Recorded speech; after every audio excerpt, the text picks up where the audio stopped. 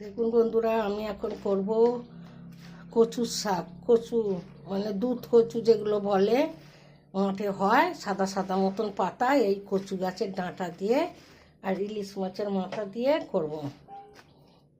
তার জন্য এগুলোকে আমি এখন একটু সেদ্ধ করে নেব নুন হলুদ দিয়ে।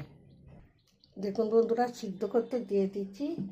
এটাকে আমি সিদ্ধ করে তারপর আপনাদের দেখাবো। দেখুন বন্ধুরা, কচু শাকগুলো সেদ্ধ করে কই কটা হয়ে গেছে। এবার কড়াতে আমি তেল দেবো, মাছগুলো ভেজে নেব।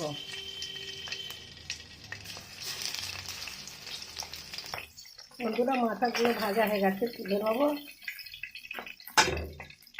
দুটো চেরা কাঁচা লঙ্কা, তারপর দেবো কালো জিরে, দুটো চেরা কাঁচা লঙ্কা, তারপর কালো জিরে, এগুলোকে একটু ভেজে নেবো।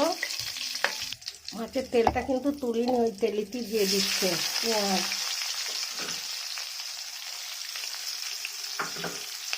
পেঁয়াজগুলোও ভেজে নেবো।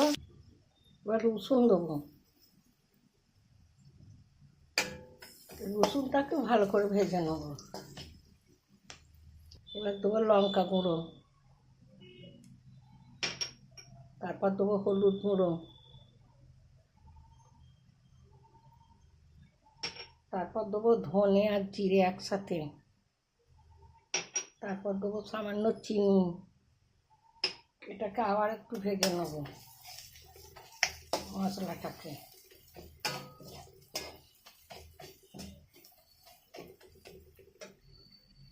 এবার দেবো কচুর শাকগুলো,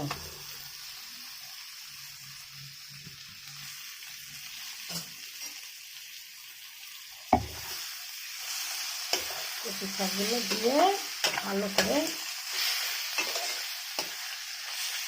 একটু ভেজে নেব। এবার দেবো সর্ষে, দু রকম সর্ষে, পোস্ত, কাঁচা লঙ্কা আর জিরে। এই বাটাটা একটু বেশি করে দেবো। এটা দিয়েও আবার একটু ভেজে নেব।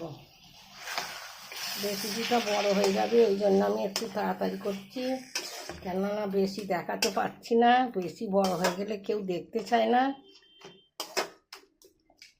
এবার দেবো মাছের মাথা দুটো, দিয়ে আবারও কষবো।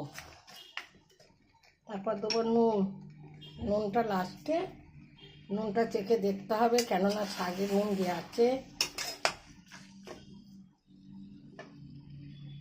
এবার দেবো আমচুর পাউডার, তোমরা লেবু দিতে পারো, আমার কাছে এখন লেবু নেই।